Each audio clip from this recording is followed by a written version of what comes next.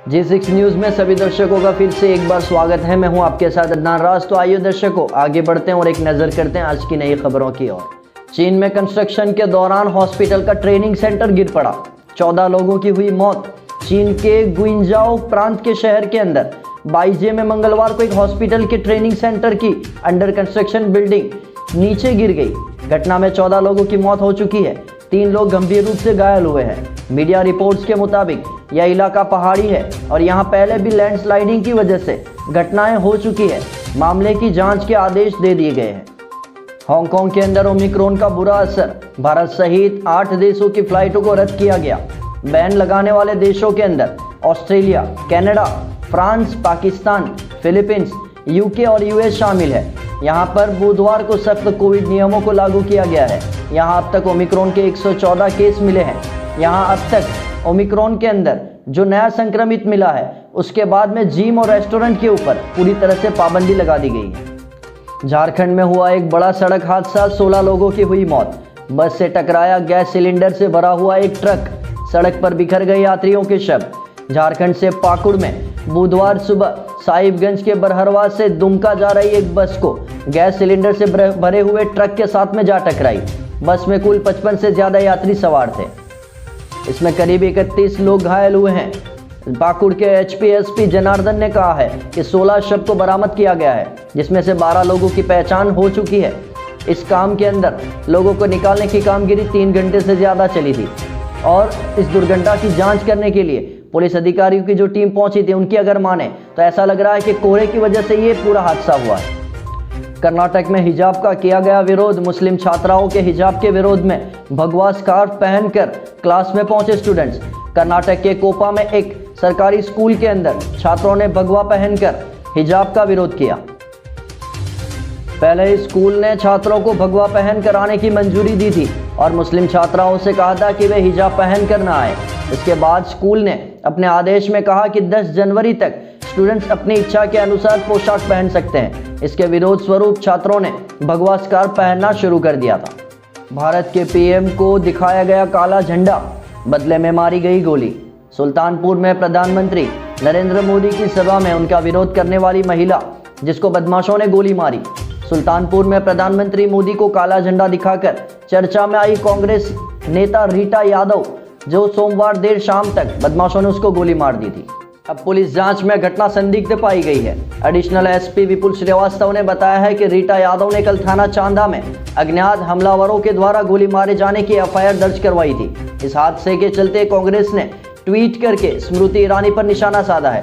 कांग्रेस नेत्री रीटा यादव को गोली मारे जाने के मामले में मंगलवार को कांग्रेस ने बीजेपी नेताओं पर हमला बोला। 2 घंटे के अंदर यूपी कांग्रेस ने 2 ट्वीट किए। दोनों ही ट्वीट में कांग्रेस ने केंद्रीय मंत्री स्मृति ईरानी को निशाना बनाया है। ट्वीट में लिखा है कि प्रधानमंत्री को काला झंडा दिखाने वाली कांग्रेस नेता रीटा यादव को सुल्तानपुर में गोली मार दी गई। उसी क्षेत्र में गुंडा राज की केंद्रीय संरक्षक बनकर स्मृति ईरानी की वो बात बता रहे हैं कि उन्हें एक महिला को गोली मारे जाने से नहीं, जंगल राज से नहीं, महिलाओं के सशक्तिकरण से बड़ी परेशानी है। जांच में पाया गया है कि रीटा यादव मुस्तकीम नामक एक ड्राइवर की बोलेरो किराए पर लेकर सुल्तानपुर पहुंची थी। वहां से वापस लौटते समय लंबुआ हाईवे के पास में इन्हें 3 अज्ञात लोगों द्वारा गोली मारे जाने का दावा किया गया। पीड़िता उनके ड्राइवर से की गई पूछताछ, घटनास्थल के निरीक्षण और पैर में गोली लगने के स्थान का निरीक्षण करने के बाद में घटना प्रथम दृश्यता संदेशपद और गहराई से जांच उसकी की जा रही है। जल्द ही घटना का सही अनावरण होगा। मोदी सरकार द्वारा छोटे छोटे बच्चों के लिए एक तुगलकी फरमान किया गया जारी। छोटे बच्चों में सबसे ज़्यादा मुसलमान बच्चों को हो रही है परेशानी, जिसमें ये काम करने के लिए छोटे बच्चों को मजबूर किया जा रहा है, जिसकी इजाज़त इस्लाम नहीं देता, जिसकी इजाज़त धर्म नहीं देता। इस्लाम अल्लाह के अलावा किसी और के सामने झुकने की इजाज़त नहीं देता है। उसके बावजूद भी इन्होंने ये आदेश दिया है कि बच्चों को स्कूल आना होगा और सूर्य नमस्कार करना होगा। ऐसे में विवाद छिड़ चुका है। मुस्लिम तंजीमों में गुस्सा जाग चुका है।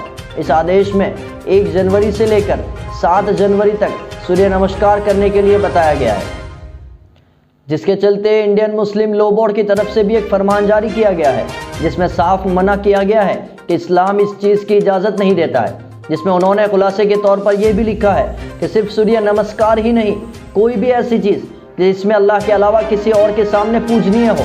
ऐसे काम की इस्लाम हरगिज इजाज़त नहीं देता है। दर्शकों, देखिए, भारत में हर धर्म के लोगों को अपने धर्म के हिसाब से रहने की और उसके धर्म के प्रति कर्तव्य का पालन करने की पूरी इजाज़त है।